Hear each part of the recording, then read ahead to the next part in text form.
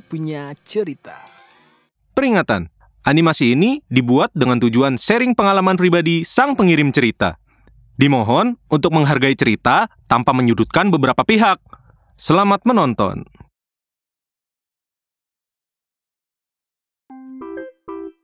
Halo, nama gue Caca.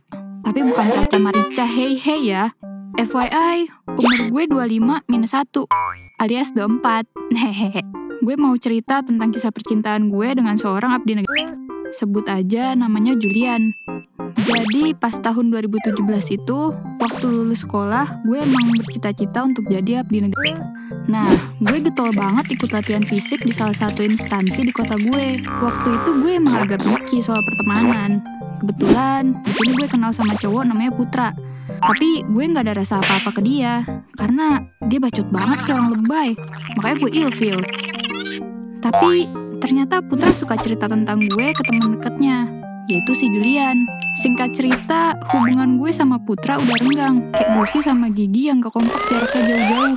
Naasnya, gue gagal buat jadi abdi negara karena gak lolos. Daripada gue menghabiskan waktu untuk nunggu pendaftaran tahun depan, akhirnya gue mutusin untuk melanjutkan karir gue di salah satu perusahaan swasta. Dan sambil kuliah juga. Di tahun 2018, gue baru sadar, ternyata gue follow-followan di Instagram sama Julian. Dia replay tuh salah satu story gue. Nah, itu adalah awal mulanya kita sering chat intens. Dia ceritain semuanya apa yang Putra omongin ke dia tentang gue. Dan dia membuat pengakuan kalau dia sebenarnya suka sama gue dari awal lihat gue. Tapi karena Putra suka sama gue, jadi dia gak berani deketin gue. Dan lebih pilih menghargai persahabatannya. Dia juga cerita kalau tahun ini dia bakalan daftar lagi untuk jadi tentara. Kalau ditanya kenapa, ya karena dia juga gagal kayak gue. Kita sama-sama gak lolos. Julian tuh orangnya asik sih kalau chatting, gak akan berhenti sampai larut malam. Gue sama dia akhirnya memutuskan untuk ketemu dengan syarat tertentu, yaitu harus sambil latihan fisik, karena dia harus selalu dalam pengawasan ayahnya.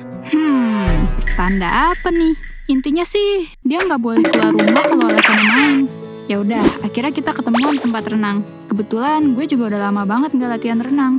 BTW gini-gini gue kalau renang mah jago ya. Kayak lumba-lumba lagi balapan liar cuy. Di lokasi juga kita nggak ada ngobrol sama sekali. Paling cuma saling lirik atau senyum-senyum aja. Soalnya ayahnya ngawasin terus.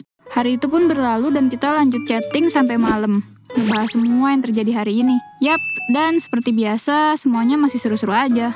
Sampai akhirnya tiba saat dimana dia harus menjalankan serangkaian pendaftaran tentara yang begitu ketat. Dan yang pasti malamnya dia cerita ke gue gimana perjalanan dia hari ini yang sangat melelahkan. Di akhir pendaftaran, yaitu seleksi penentuan dia lolos atau enggak, dia harus dikarantina selama 7 hari. Posisinya emang gak boleh bawa HP. Alhasil, ya kita gak bisa saling berkabar. Apalagi bertukar video kocak dan lucu.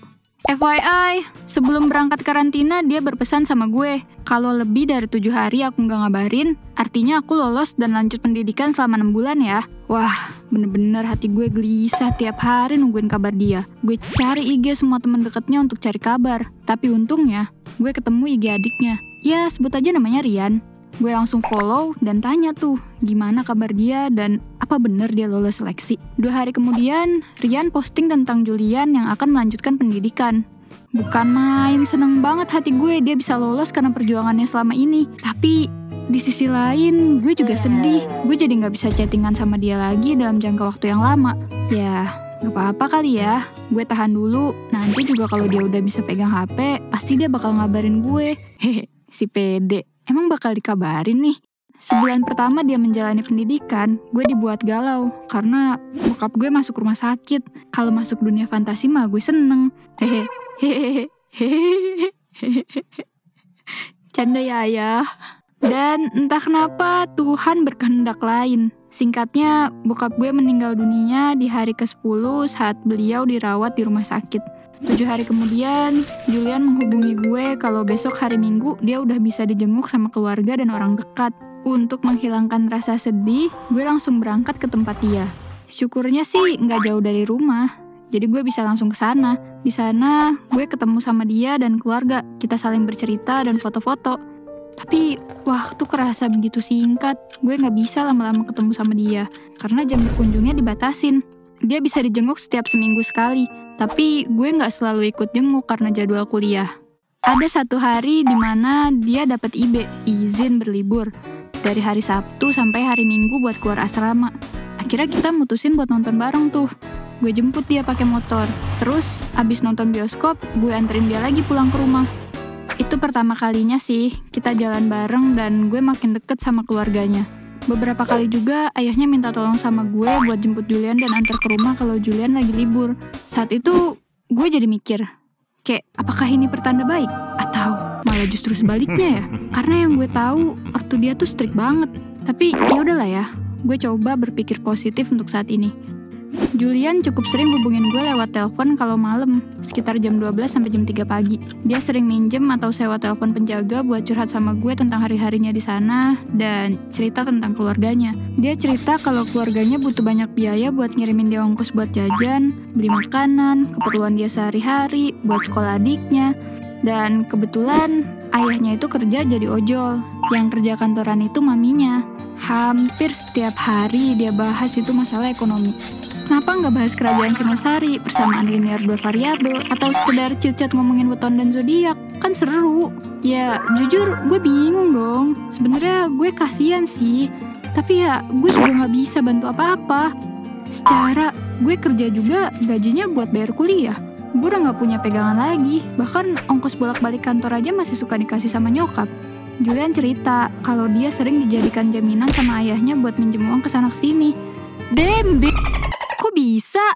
Kalau Julian dapat libur, pasti dia diajak sama ayahnya ke rumah teman-teman ayahnya buat minjem duit. Pakai seragam tentara loh. Padahal setahu gue itu nggak boleh dilakukan.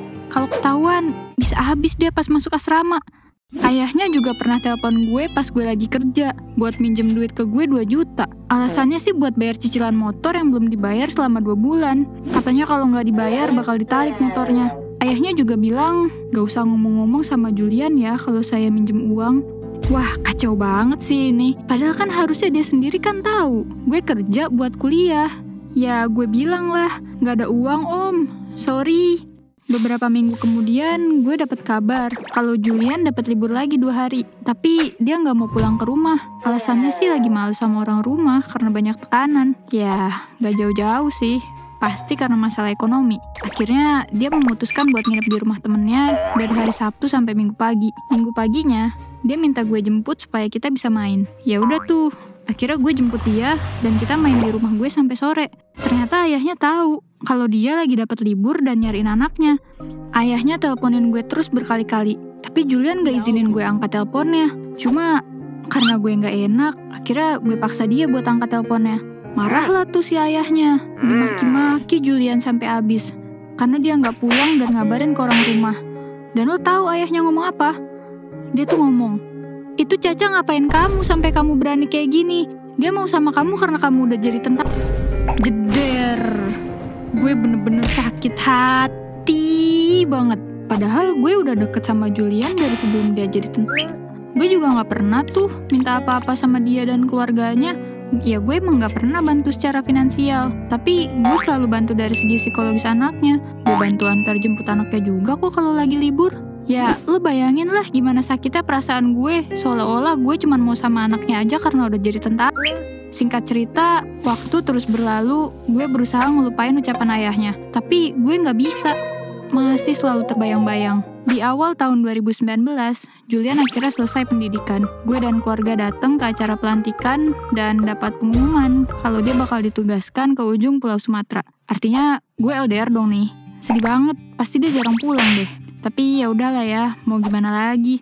Namanya juga tugas negara, nggak bisa nolak dong. Hari-hari berlalu, gue menjalankan LDR sama Julian, tapi komunikasi kita masih belum bisa intens karena dia masih dalam masa orientasi dan gak boleh sering-sering pegang HP.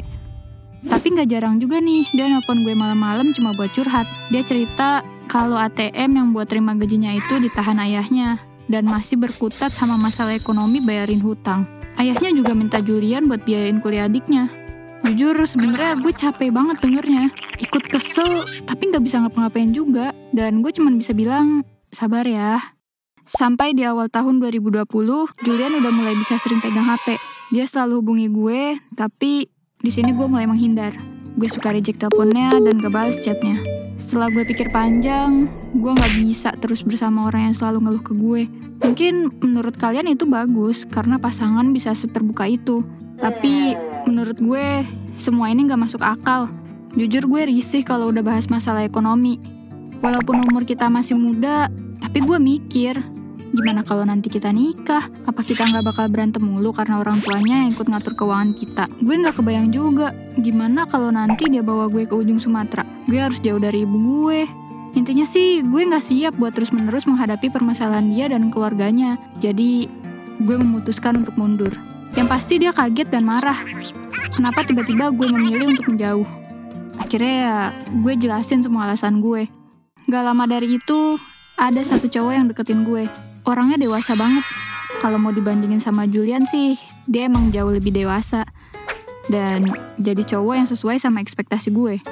Kita deket selama setahun dan kita memutuskan untuk menikah di akhir tahun 2021. Dan di tahun 2023 ini kita akan punya anak pertama. Gue rasa bukan salah Julian kok karena terlahir di keluarga toksik kayak sekarang. Tapi bukan kewajiban gue juga untuk selalu ada dan mendampingi dia. Daripada bertaruh dengan masa depan gue, lebih baik gue mundur dari sekarang. Karena gue percaya, kita semua berhak memilih kebahagiaan sendiri.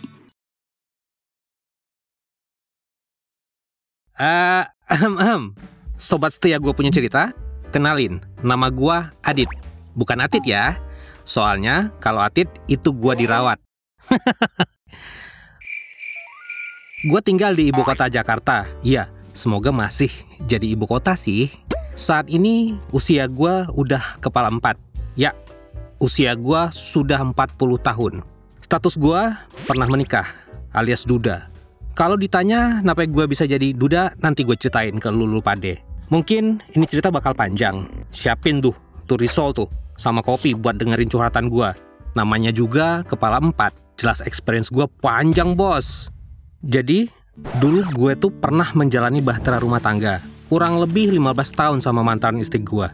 Dari pernikahan itu, gue dikaruniain 3 orang anak. Gue pengen cerita gimana struggle-nya gue.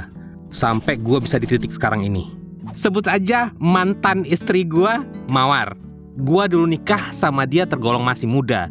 Sekitar tahun 2003. Yap, saat itu umur gue 19 tahun. Sedangkan si Mawar, umur 16 tahun. Kalau zaman sekarang mah beginian udah gak dibolehin kali ya. Tapi gak usah komplain. Ini kan masa lalu gua. So, lanjut cerita lagi. Si Mawar ini dulunya termasuk temen main gua. Perawakan Mawar itu cantik, putih, dan termasuk cewek mungil gitu. Kita memutuskan buat nikah muda karena beranggapan bahwa lebih baik langsung nikah aja daripada gua kelamaan pacaran, ya kan? Akhirnya, gua melangsungkan pernikahan sama si Mawar nih. Setelah setahun nikah, si Mawar hamil dan kita dikaruniai anak perempuan yang cantik, namanya Sinta. Saat itu gue excited banget karena baru pertama kali gue jadi seorang bapak. Saat anak gue lahir, gue merintis usaha dagang baju buat kaum emak-emak kayak gamis, daster, jubah Batman, sabuk Smackdown, dan lain-lain. Tapi alhamdulillah lumayan buat nafkahin keluarga gue. Waktu terus berjalan. 3 tahun kemudian gue dikaruniai anak perempuan lagi, namanya Sekar. Gue sayang banget sama keluarga kecil gue. Sesayang itu gue sama mereka. Ditambah usaha gue yang lagi bagus-bagusnya, 4 tahun kemudian, lahirlah anak kita yang ketiga. Kali ini, yang lahir cowok. Gue kasih nama Bima Dewantara. Sesuai sama nama panjang gue. Saat anak gue lahir, usaha yang gue bangun mulai redup. Dan gue akhirnya memutuskan kerja di salah satu perusahaan yang terbilang bagus di zaman itu. Gak lupa, gue juga suka manjain si Mawar. Entah ngajak dia shopping, ngajak ke salon, dan sebagainya. Pokoknya, apapun yang diminta, gue jabanin. Walaupun saat itu ekonomi gue masih belum stabil. Tapi, demi anak istri, kebahagiaan itu nomor 1 buat gue. Tapi, walaupun pernikahan gue kata orang-orang harmonis, nyatanya nggak seharmonis yang mereka kira. Nikah itu banyak ujiannya. Tapi bukan ujian cunin ya, apalagi uji nyali. Pokoknya entah dari mertua, ipar, saudara, ataupun anak istri. Nah, kalau gue sendiri sih, kasusnya diterpa ujian melalui istri gue sendiri. Di saat anak bontot gue masih balita, si Mawar mulai muncul pubernya. Kata orang-orang mah, kalau udah tua dan di umur tertentu, bakal muncul puber kedua. Contoh nih ya, dia suka main ketemu sama teman-temannya, bahkan sampai malam. Gue tahu hal ini dari kakak ipar gue. sebut saja Teh Inggit. Padahal udah punya 3 anak yang harusnya diperhatiin lebih. Bukan asal ditinggal main aja keluar. Oh iya, saat itu gue tinggal bareng sama abang gue. Karena rumah itu adalah warisan dari almarhum bokap gue. Gue saat itu belum mampu kasih rumah buat keluarga gue. Dan anak gue, si Sinta dan Sekar, ikut mertua gue di kampung karena buat nemenin mertua gue biar nggak kesepian.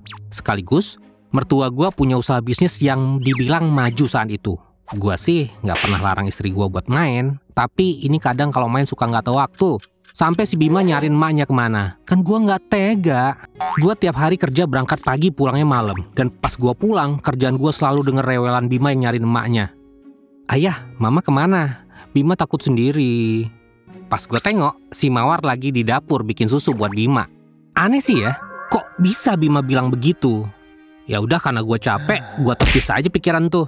Pas gue berangkat kerja, si Mawar masih di rumah nemenin anak gue Bima.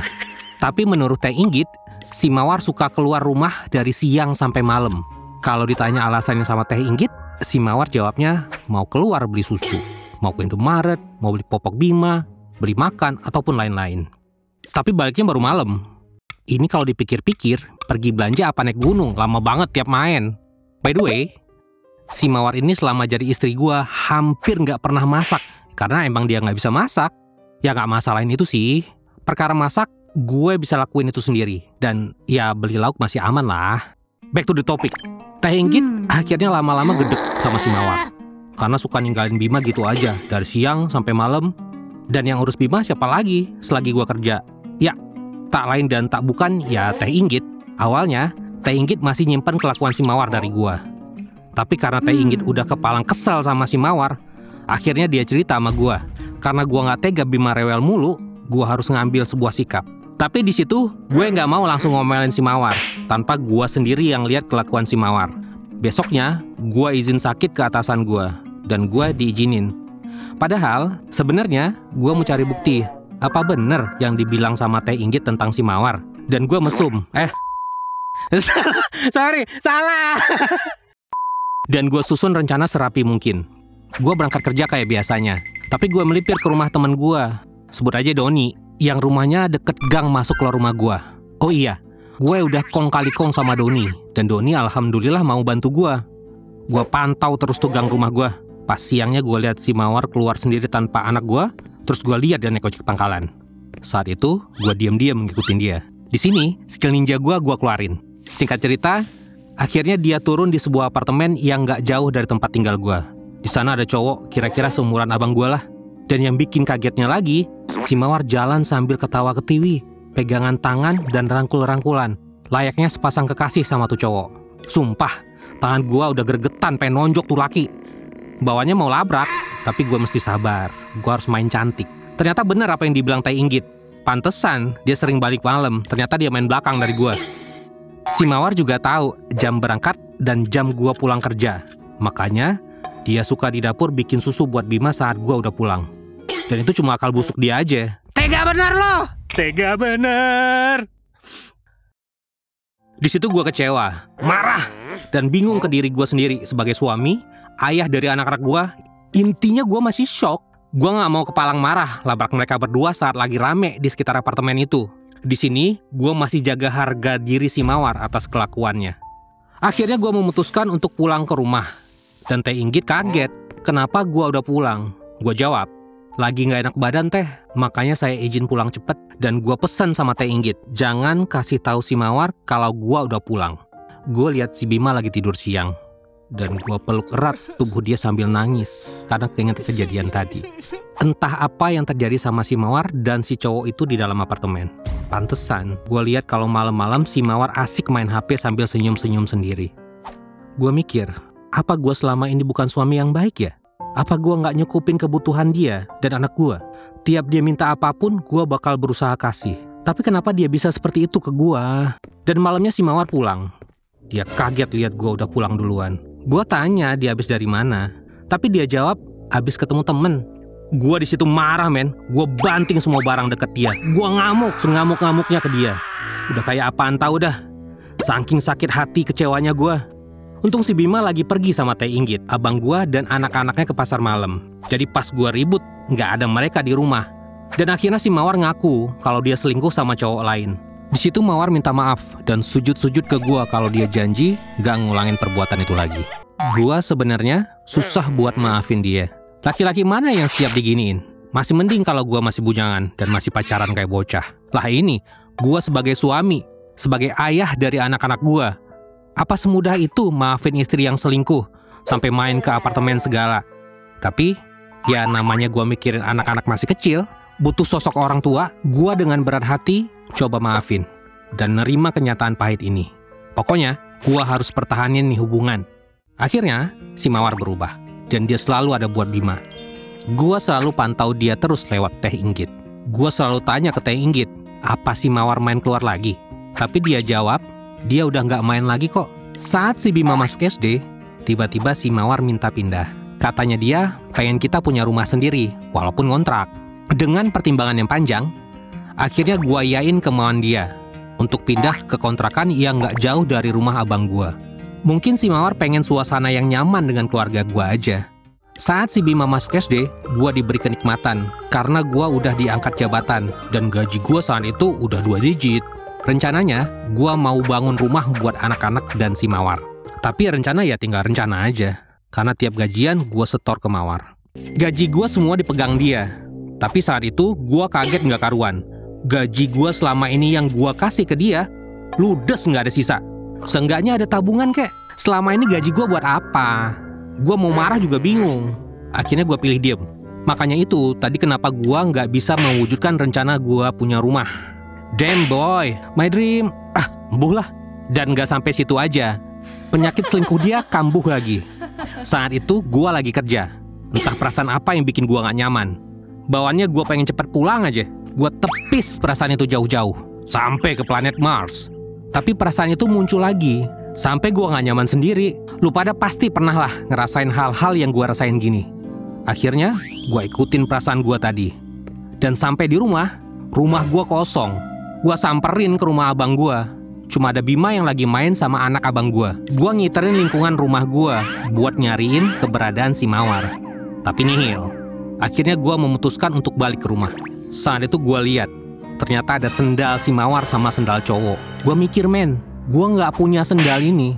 Terus ini sendal siapa? Dan pas gua lihat jendela rumah, ternyata ditutup. Padahal tadi pas gua kesini, rumah kosong. Tapi jendela masih kebuka. Pas gua coba buka pintu, pintunya terkunci dari dalam. Gue yakin banget, pasti ada si Mawar di dalam. Dan bener aja, pas gue gedor-gedor tuh pintu, si Mawar keluar. Dan gue langsung masuk dan gue cari si cowok bajingan itu. Akhirnya gue nemuin dia di kamar mandi dengan posisi dia gak pakai baju. Gue marah dan gue hajar tuh bajingan. Abis tuh orang, saking emosinya gue. Keributan makin jadi dan tetangga gue pada datang buat melerai. Akhirnya gue langsung ke rumah abang gue buat nitip Bima, yang saat itu lagi main di rumah abang gua. Karena gua mau ke rumah mertua gua yang di kampung. Abang gua kaget, mendadak tanya, kenapa? Gua cuma bilang, ntar aja bang gua ceritain. Yang penting gua titip Bima dulu di sini. Gua langsung ke rumah mertua gua sama si Mawar. Dan detik itu juga, gua bilang ke mereka buat pulangin Mawar ke rumah orang tuanya. Gua jelasin semua kejadiannya, dan mertua gua cuma bisa sedih. Si Mawar nangis, minta ampun sama gua. Tapi kali ini, gua nggak bisa. Gua udah kasih kesempatan sebelumnya buat dia, tapi disia-siain lagi. Udah dikhianatin, dikhianatin lagi. Dasarnya nggak tahu diri. Gua capek kerja nggak ada hasilnya. Hasilnya malah dipakai buat selingkuh. Apa nggak remuk hati gua bro?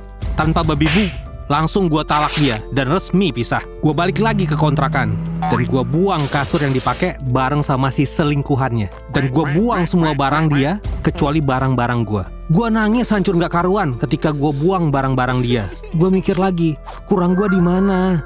Sampai dia berbuat setega itu sama suami sendiri. Tapi gua berusaha kuat demi anak-anak gua. Seenggaknya, gua masih ada pekerjaan buat nyambung hidup anak-anak gua. Segala urusan perceraian gua hadapi sendiri. Gua nggak bikin hak asuh jatuh ke tangan siapa-siapa. Karena bagaimanapun, si Mawar tetap ibunya anak-anak. Akhirnya, di tahun 2018, gua resmi bercerai. Setahun kemudian, gue masih trauma dan gue belum mau menambatkan hati gue ke orang lain. Anak-anak gue juga belum mau gue bersanding sama orang lain. Katanya gak mau punya ibu tiri. Gue ikutin kemauan anak-anak gue dan gue milih sibuk sama pekerjaan. Sedangkan si Mawar, udah nikah lagi sama orang lain. Yang kata anak gua si Sinta ini karena hamidun sama si cowok ini. Buset dah, mana info ini dari anak gua lagi. Bayangin deh, gimana perasaan anak gua punya ibu kayak gitu. Di tahun 2020, perusahaan tempat gua kerja makin hari makin menurun. Dan akhirnya perusahaan itu bangkrut. Saat itu, pandemi COVID-19 lagi marak-maraknya. Gue sempat stres gimana caranya gue menghidupi anak-anak gue. Gue mesti puter otak. Akhirnya, gue pinjam uang buat modal usaha ke abang gue. Alhamdulillah, abang dan Teh Inggit menyetujui dan kasih modal usaha. Gue bikin usaha kuliner saat itu. Dan lumayan buat cukupin anak-anak gue. Tapi itu nggak berselang lama, men. Usaha gue kian hari makin redup. Dan gue jatuh lagi.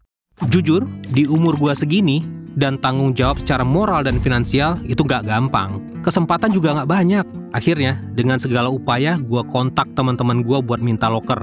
Dan alhamdulillah, ada lowongan di bidang pemasaran. Saat itu gue dipanggil interview bulan Agustus 2021. Dan minggu depannya langsung kerja. Dari tempat kerja inilah gue nemu tambatan hati gue. Namanya Devia. Gue jatuh cinta saat pandangan pertama lihat Doi. Doi punya perawakan manis, kulit sawo matang, dan lumayan tinggi. Pas Doi lagi senyum, waduh, tambah manis lagi. Gue iseng kenalan sama Devia ini. Dan sama si Devia disambut dengan ramah. Saat itu usia dia masih muda, yaitu 20 tahun. Terpaut 14 tahun sama gue. Jauh bener. Skip. Habis PDKT, gue mencoba bicara jujur sama si Devia.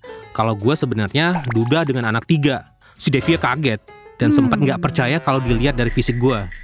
Iya sih, fisik gue kecil, kurus, dan wajah yang nggak terlalu kelihatan kalau gue udah kepala 4.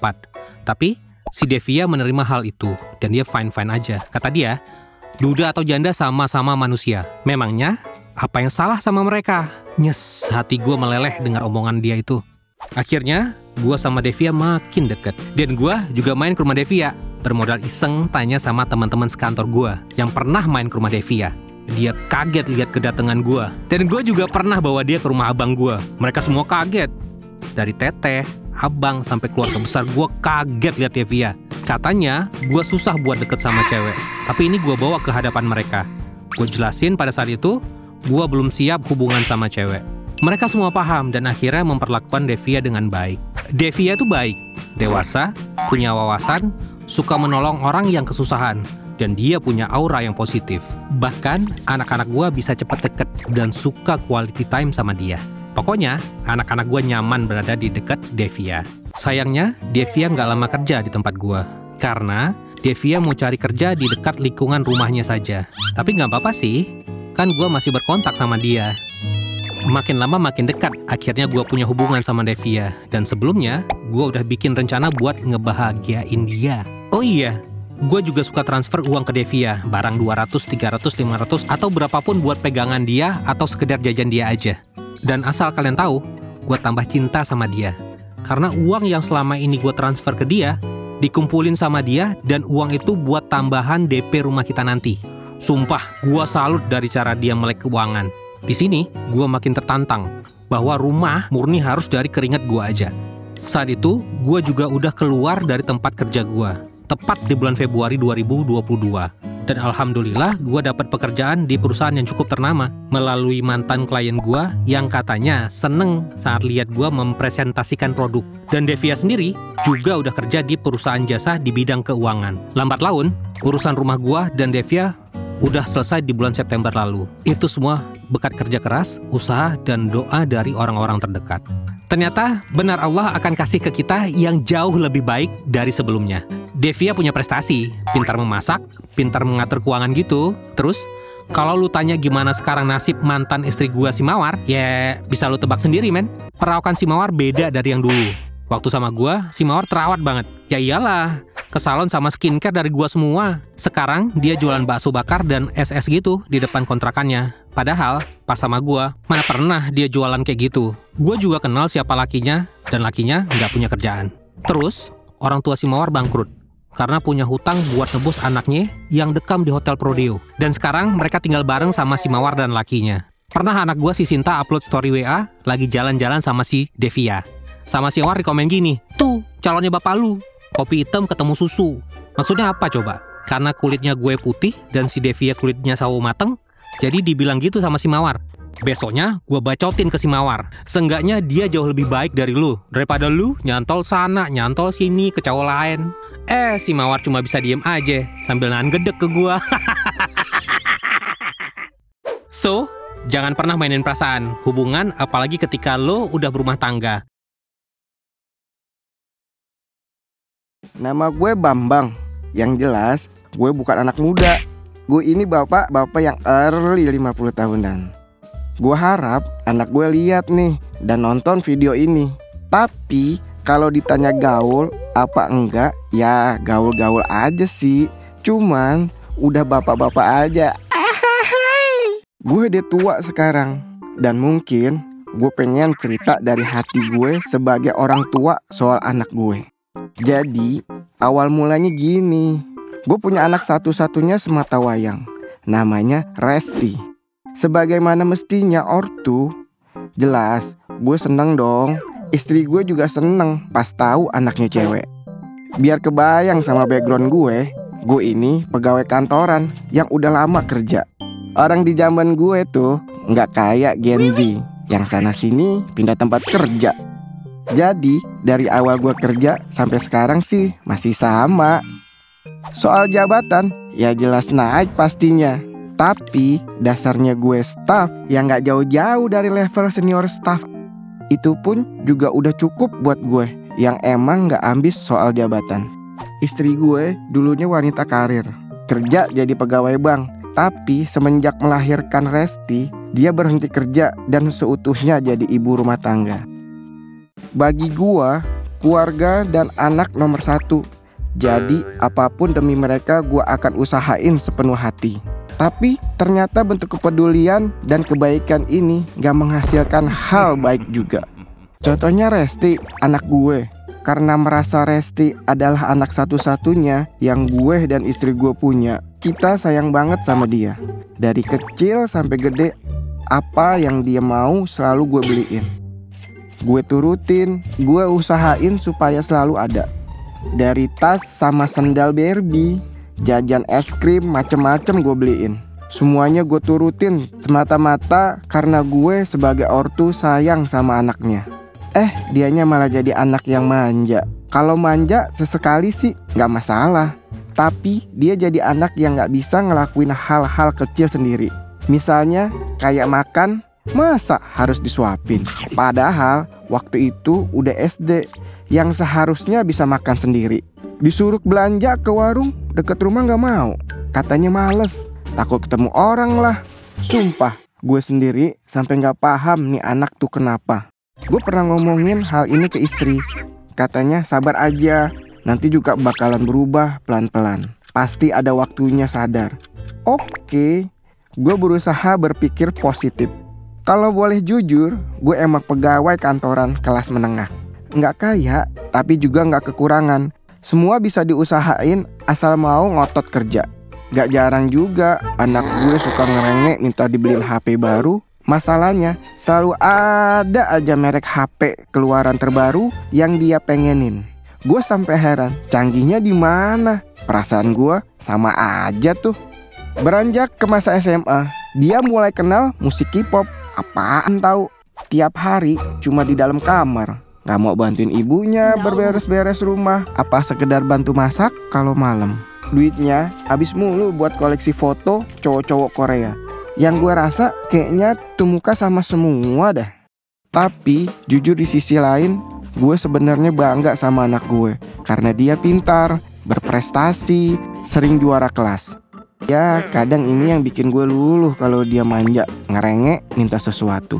Kalau bahasa anak sekarang sih katanya buat self reward. Cuman gue ngerasa kurang bermanfaat aja apa yang gue beliin. Apalagi kalau soal barang pernak-pernik K-pop. Gak jarang juga dia tiba-tiba ngambek gak jelas. Pas ditanya, kenapa?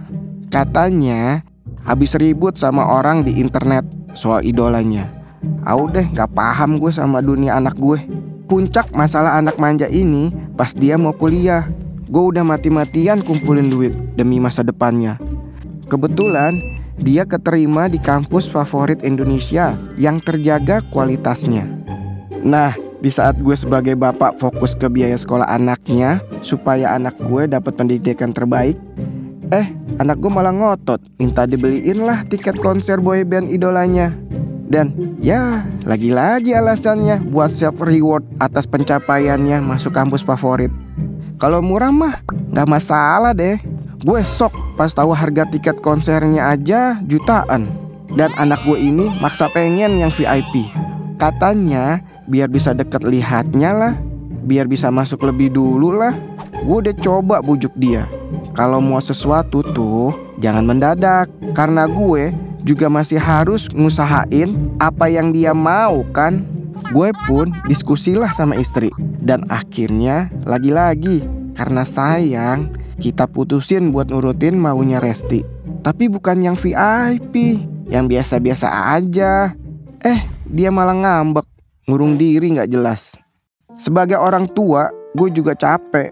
Kadang gue iri banget lihat anak orang yang adem-adem aja, gak banyak nuntut, dan mau berusaha keras juga buat ngejar keinginannya sendiri. Nah, anak gue tinggal duduk manis, gue kuliahin. Gue beliin ini, itu, kok gak ada syukur-syukurnya ya. Tapi namanya anak, makin dilarang, makin gak diturutin, malah makin jadi. Gue punya prinsip, uang kuliah gak akan gue otak-atik. Ini cuma buat pendidikan aja.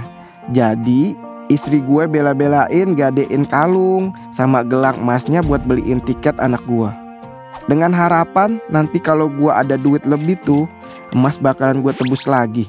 Singkat cerita, tuh uang udah gue kasih ke Resti. Dia gak bilang makasih atau meluk bapaknya kek. Dia malah ngacir gitu aja balik ke kamarnya. Gak sampai seminggu gue kasih tuh duit ke Resti pas lagi malam minggu. Sampai jam 12 malam dia belum balik ke rumah. Katanya sih pamit main sama teman, tapi kok belum balik-balik. Gue sama istri gue nelponin dia, gak aktif nomornya. Sebagai bapak, jelas lah gue khawatir anak cewek gue kemana. Tahu-tahu jam 2 pagi gue denger suara mobil di depan rumah. Pas gue buka pintu rumah, gue lihat anak gue Resti jalan terhuyung-huyung sambil dibantu sama temennya 2 orang. Dari jauh gue bisa nyium bau alkohol. Astaga, anak gue habis mabuk. Gue langsung tarik tangan anak gue. Gue suruh balik tuh temen-temennya. Gue udah gak ada energi lagi buat marah, apalagi bentak anak orang. Gue di keadaan antara emosi dan capek. Gue bopong Resti ke kamarnya. Istri gue bawain teh anget. Tiba-tiba Resti nangis sambil marah-marah. Istri gue nenangin dia. Usut punya usut, ternyata dia kalah war tiket. Jadi ya zong. Karena gak jadi dapet tiket konser, gue pikir duitnya masih ada, jadi bisa gue pakai buat nebus emas ibunya. Atau ya paling enggak buat nyambung hidup deh. Ternyata tuh duit habis buat dia mabuk-mabukan sama temennya di klub. Buat open table lagi. Gaya-gayaan banget kan. Sampai akhirnya plak. Sebagai orang tua, gue ngerasa gagal mendidik anak, ngebesarin anak. Mungkin kalau gue jahat, gue bisa ngasih pelajaran lebih dari ini. Tapi entah kenapa karena dia anak gue jadi nggak. Gue coba keluar dari kamarnya. Gue biarin ibunya nemenin dia. Gue perlu waktu mencerna ini semua. Semenjak saat itu, gue ngejaga jarak sama anak gue. Bicara aja nggak pernah. Kalau lagi makan atau sekedar dia lewat di depan gue bakal cuekin. Istri gue sebenarnya berusaha nenangin gue, pengen gue akur lagi sama Resti. Tapi sebagai ortu, gue capek sama kelakuan anak gue yang berlebihan. Istri gue ngeyakinin gue kalau Resti udah kapok dan nyesel. Tapi gue udah gak percaya. Gue yang buka obrolan dulu ke Resti. Gue coba pengen tahu dia nyesel apa enggak. Dan ternyata dia ngaku salah dan berusaha buat gantiin uang yang dipakai buat hal yang gak bener. Cuman katanya perlu waktu karena dia masih belum kerja, masih anak sekolahan. Oke, gue kasih kelonggaran. Apapun itu, biar dia jadi anak yang bertanggung jawab. Bukan soal nominal, tapi komitmennya. Sebulan, 2 bulan, 3 bulan, dia masih nyicil balikin duit ke ibunya. Katanya dapat duit dari jual pernak-pernik K-pop. Gue gak paham. Selama nggak macem-macem, gue terima. Tapi setelah bulan-bulan berikutnya, dia udah nggak lanjut balikin uang ke ibunya. Dia ngerasa dia anak, udah sepatutnya dia yang dikasih uang saku bulanan. Gue mau heran juga, tapi udah nggak bisa. Ternyata kapoknya cuman sementara. Gue sama istri nggak akan selamanya ada buat anak gue. Gue cuma pengen anak gue siap buat hadapi dunia ini. Kalau amit-amit sebagai ortu, kita udah nggak ada di dunia ini. Apa iya dia bisa mandiri? Terkadang hanya diri sendiri dan Tuhanlah yang mengetuk hati kita untuk menjadi lebih baik. Perlahan, waktu dan usaha akan menunjukkan jawabannya. Berubah lebih baik atau sebaliknya, cintai orang tuamu, hargai usaha mereka selagi ada, karena yang capek bukan cuma anak muda. Menurut kalian, cinta itu apa sih? Apakah cinta hadir dengan sendirinya? Apakah cinta selalu soal kasih sayang dan rasa saling memiliki? Atau apakah cinta bisa seutuhnya hadir di hidup kita tanpa ada masalah? Well, gue yakin cinta itu sederhana, tapi bisa jadi rumit karena banyak hal. So, kenalin, nama gue Niken. Saat ini umur gue baru 18 tahun. Gue bakal sharing cerita mama papa gue dalam menjalani mahligai rumah tangga. Saatnya menyelami masa lalu kisah mereka. Jadi gini, ortu gue itu sekampung, dan jarak rumah mereka itu dekat. Jadi ya pergi sekolah, pulang sekolah, dan main itu barengan terus sama anak-anak yang lain. Beranjak dewasa, papa gue ada rasa tuh sama si mama. Katanya sih gara-gara masakan buatan mama enak dan cocok di lidah papa. Simple itu. Dari masakan turun ke hati. Dari kenyang jadi sayang. Ihiu, acikiwir. Dari situlah semakin dekat dan yes, akhirnya pacaran guys. Gak lama pacaran, papa gue mau seriusin hubungannya sama mama. Jadi papa gue coba ngomong ke orang tuanya. Ternyata mereka kayak gak setuju gitu loh. Bahkan sampai marah-marah. Masalahnya yang gak setuju bukan cuma ortu mereka. Bahkan saudara papa pun ikut marah. Karena gak setuju kalau papa nikah sama mama. Tapi karena papa udah cinta mati banget sama mama, dia bilang gini, aku udah dewasa, jangan paksa aku untuk ikut maunya kalian. Dan aku akan tetap nikah sama dia. Sekedar info nih guys, sebenarnya ortunya papa itu udah cariin papa calon istri. Tapi papa aja yang gak mau. Karena papa nyarinya yang bener-bener setia. Dan dia tahu sifat aslinya kayak gimana. Oke lanjut. Jadi setelah berdebat panjang lebar, papa tetap ngotot tuh dengan keputusannya untuk nikah sama mama. Keluarga dari pihak mama ngasih feedback baik ke papa dan keluarganya. Tapi tidak dengan keluarganya papa. Boro-boro baik, senyum aja ogah. Akhirnya mereka nikah secara sederhana. Dan ya, mama akhirnya tinggal ikut sama papa di rumahnya papa. Jadi papa ini masih tinggal bareng sama ortunya gitu. Waktu itu belum ada rumah sendiri. Nah, semenjak mama tinggal di situ, saudaranya papa mulai tuh ngejelekin mama, ngehina mama, dan mama diperlakukan kayak pembantu di rumah itu. Anjay, mereka berani ngelakuin ini kalau papa lagi kerja atau nggak ada di rumah. Sumpah, jahat banget. Dari pagi sampai malam semua pekerjaan mama yang ngerjain. Mana hidup di kampung ini pekerjaan terbilang banyak. Kayak kasih makan ternak, urus kebun, urus rumah, menenun, dan sebagainya. Setelah 2 tahun pernikahan, akhirnya mama hamilin gue. Hamilin gue? Hah? Hamil gue maksudnya. Bodoh. Aduh. Setelah 2 tahun pernikahan, akhirnya mama hamil gue. Ini part yang menurut gue sedih banget sih. Pas mama hamil dari trimester pertama sampai trimester 3, mama gak pernah diperlakukan baik sama keluarga papa. Semua pekerjaan bener-bener dilakuin sendiri sama mama. Padahal kondisi nenek gue di tahun itu sehat walafiat. Bahkan saudara papa bisa banget loh seharusnya bantu-bantu. Tapi mereka kelewat tega sama mama. Hebatnya, mama tuh kuat banget diperlakukan dengan tidak baik. Kampretnya tuh ya, saudara papa kalau datang ke rumah, cuma datang buat ngotorin dengan sengaja. Supaya mama kerja 2 kali gitu. Contohnya nih, mama udah selesai ngepel. Mereka injek lantainya biar dipel mama lagi. Kayak tai anjir. Atau enggak pas mama lagi masak. Lauk yang harusnya dimasak untuk orang rumah malah diambil sama saudaranya papa. Dan iya, mama harus masak lagi dong. Mereka kayak nggak tahu diri. Kalau gue bisa rasa enggan, gue rasa enggan dah tuh satu-satu. Anjay. Setelah perlakuan kasar ini dilakukan sama mereka terus-menerus, akhirnya terbongkar juga tuh. Waktu itu malam-malam mama lagi berdoa. Selesai berdoa, mama keluar kamar untuk lihat pintu depan. Niatnya sih mau ngecek udah ditutup atau belum. Ternyata belum ditutup. Ya udah tuh, mama ke depan, niatnya mau nutup pintu kan. Tiba-tiba datang nih saudaranya papa, bawa parang dan hampir ditusuk tuh perut mama. Mana kondisi itu lagi hamil gue, woi. Untungnya papa lihat kejadian itu dan langsung cepet ambil parangnya. Terus papa langsung arahin parang itu ke wajah saudaranya sambil bilang, "Mau apa kalian sama istriku? Aku tahu kelakuan kalian selama ini di belakangku. Kalian siksa istriku, kalian hina istriku. Kalian perlakukan dia bak budak di rumah ini. Pergi kalian. Jangan datang lagi ke rumah ini.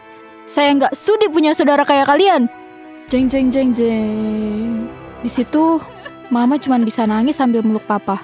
Papa juga di situ nangis. Tapi papa pura-pura tegar dan meluk mama sambil minta maaf atas perlakuan saudaranya tadi. Di situ nenek sama kakek juga ada. Tapi mereka berdua cuma diem, kayak nggak peduli gitu. Fuck, kata gue teh. Beberapa bulan setelahnya, usia kandungan mama udah memasuki bulan ke-6. Di hari itu papa izin pergi. Cuma nggak tahu kemana perginya. Dan pulangnya itu besok harinya. Jadi di hari itu mama tidur sendiri. Di sekitar jam 12 atau 1 dini hari, alias tengah malam, tiba-tiba pintu rumah diketuk. Posisinya mama baru selesai tenun dan mau beranjak tidur. Tapi karena ada yang ngetuk pintu, jadi mama ke depan buat buka pintu. Pas pintu dibuka, ternyata saudaranya papa datang lagi. Tiba-tiba dia tarik tangan mama dan didorong keluar sama mereka. Terus pintu dikunci dan mama akhirnya tidur di luar. Mama tidur di depan rumah tanpa alas apapun. Keesokan harinya papa pulang sambil marah-marah. Dan papa langsung cari mama. Terus pas ketemu mama lagi kasih makan ternak, di situ papa langsung meluk mama dan cium mama. Sambil minta maaf karena malam tadi nggak bisa lindungin mama. Kebayangkan gimana emosinya? Greget anjim. Ternyata ada yang ngasih tahu ke papa kalau mama disiksa lagi sama saudaranya. Di situ papa bener-bener emosi dan langsung cari mereka. Terus pas ketemu, papa bener-bener hilang kendali. Dia pukul mereka habis-habisan sambil caci maki dan sumpah serapah. Singkat cerita, 9 bulan kemudian gue lahir. Gue lahir dengan keadaan fisik yang terbilang kurus, cuman 2,2 kilogram. Karena selama hamil, mama bener-bener dibuat menderita. Kalau soal makanan, mama hampir gak pernah makan makanan yang bergizi. Yang penting, lambung terisi. Gak lama setelah itu, sekitar 6 bulan kemudian, papa gue memutuskan untuk merantau. Karena ekonomi keluarga kita bener-bener lagi gak bagus. Dan ya, selama papa merantau, mereka selalu siksa mama lagi. Gue heran, kenapa keluarga papa tuh gak kapok jahatin mama gue sih? Kalau diceritain panjang bet dah. Dan kalau papa kirim uang dari tanah rantau untuk kami, mama selalu sembunyiin dari mereka karena takut dirampas. 3 tahun kemudian, papa akhirnya bisa kumpulin uang untuk dikirim ke kami, supaya kami menyusul papa ke perantauan. Gak banyak, hanya 3 juta saja. Bentar, kok logat gue jadi kayak gitu anjir? Tiba-tiba. Cuman 3 juta aja. Tapi terbantu sama penjualan hewan ternak yang selama ini mama pelihara. Dan total penjualannya itu 4 juta. Jadi pegangan kami waktu itu sekitar 7 juta lebih lah. Akhirnya gue sama mama bisa juga nyusul papa ke tanah rantau. Dan memulai hidup yang baru. Pas udah di tanah rantau, baru pertama kali papa lihat mama gemuk. Selama di kampung kan kurus dan gak terurus. Dan sampai sekarang gue dan keluarga masih ada di perantauan meninggalkan keluarga besar papa yang jahatnya gak karuan. Pelajaran yang bisa dipetik dari kisah ini adalah kalau sudah berumah tangga, mending cari kontrakan deh. Walaupun gubuk, yang penting tinggalnya gak satu atap sama orang tua. Ntar nasibnya kayak mama gue. Dan ini menimbulkan trauma seumur hidup. Ya mungkin sih gak bisa disamaratakan. Tapi percaya deh, hidup numpang tuh gak enak. Bahkan mama gue sampai bilang, mending aku mati dan dikubur di tanah rantau daripada mayatku dibawa ke sana. Entah apa yang akan mereka lakukan kalau aku dimakamkan di situ, karena rasa benci mereka terhadap aku. Dan mama itu selama disiksa gak pernah ngadu ke papa. Ya lagi-lagi setiap orang itu beda. Ada yang suka curhat, ada yang suka dipendem. So, Demi kebaikan, mending emang pisah rumah sih dari keluarga besar. Buat semua keluarga kecil di luar sana yang sedang berjuang, semangat ya buat kalian. Belakangan gue baru sadar, ternyata jadi orang tua dan suami itu nggak mudah. Bahkan bisa dibilang pengabdian seumur hidup. Hai, salam kenal. Gue Lukman, bapak anak satu yang udah kepala 3, tapi nggak kalah ganteng sama Dikta. Cihuy! Jadi cerita ini tentang hubungan keluarga kecil yang baru gue bangun setelah menikah. Gue sama istri gue menikah di tahun 2014. Dan gak lama kemudian kita dikaruniai seorang anak laki-laki di tahun 2016 awal. Dalam perjalanannya, gue sama istri melalui banyak sekali cobaan dalam pernikahan dan membesarkan anak. Salah satunya adalah pandemi, yang kita semua tahu pada saat itu banyak banget PHK, kepanikan massa, dan ekonomi juga anjlok. Gue sebagai kepala keluarga pada saat itu berusaha keras buat menghidupi keluarga kecil gue ini. Apalagi anak gue yang lagi lucu-lucunya. Sebelumnya, pekerjaan gue semuanya baik-baik aja, bahkan bisa dibilang sangat tercukupi. Sampai akhirnya, pandemi datang, dan gue kena PHK dari kantor. Untuk bulan-bulan pertama, gue masih bisa bertahan dengan uang tabungan gue, sembari nyari-nyari kerja sampingan buat tambahan dana. Tapi itu nggak bertahan lama, karena abang gue jadi salah satu korban COVID dan otomatis butuh dana buat berobat. Semua uang tabungan gue, termasuk tabungan orang tua gue, semuanya kita kerahkan supaya abang kita berhasil sembuh dan kembali sehat lagi. Tapi takdir berkata lain. Ternyata Tuhan lebih sayang sama abang gue. Abang gue berpulang di tahun 2020, dan itu jadi berita duka mendalam buat gue dan keluarga. Proses yang gue dan keluarga lalui di sini nggak mudah. Gue coba cari kerja kesana kemari, nggak dapet. Sampai akhirnya mau nggak mau gue jadi ojol. Setiap hari gue berangkat pagi, pulang malam demi nyari nafkah buat kita sekeluarga makan. Dan ternyata semua itu sangat berdampak ke keharmonisan rumah tangga gue sama istri. Gue jadi jarang punya waktu buat istri dan anak gue. Pas nyampe rumah, gue udah capek banget. Gue bahkan lebih milih untuk scroll sosmed setelah sampai rumah, ketimbang ngobrol sama istri atau main sama anak gue. Lelah kerja dan stres karena tekanan tanggung jawab yang harus gue tanggung, bikin gue secara emosional jadi kurang stabil. Gue jadi gampang banget marah ke istri gue. Gampang ngerasa keganggu sama suara tangisan anak, dan lain sebagainya. Akhirnya pelarian gue ya ke main game dan scroll sosmed setiap libur narik. Gue kesel kalau hari itu gue diganggu buat bantu-bantu kerjaan rumah atau diajak anak main. Gue tahu ini kedengarannya kayak nggak bertanggung jawab banget. Tapi stres yang saat itu gue rasain bikin gue jadi berantakan banget.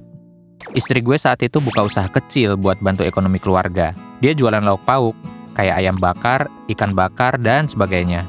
Setiap hari dia buka dan masak sendiri. Sekaligus ngurusin anak gue yang saat itu masih TK. Antar jemput ke sekolahnya, mandiin, beresin rumah, dan segala macam lainnya. Kebayang kan capeknya gimana? Tapi dia jarang banget ngeluh. Dia selalu optimis menghadapi hidup dan percaya sama gue kalau kita bisa punya kehidupan yang lebih baik setelah badai ini berlalu. Sampai suatu hari, istri gue sakit. Dan mau nggak mau, semua pekerjaan rumah berlimpah ke gue. Termasuk ngurusin anak dan lainnya. Gue yang saat itu merasa harus cari uang buat kita hidup, ngerasa kewalahan dengan semuanya. Akhirnya pas istri gue udah mendingan sakitnya dan bisa bangun dari kasur, gue nyeletuk gini. Kamu udah sehat kan? Gantian ya, kamu jemput si Gani hari ini. Aku mau libur hari ini, capek. Istri gue lalu jawab, Ya Allah mas, aku bangun aja masih pening loh ini. Lagian cuma jemput doang kok.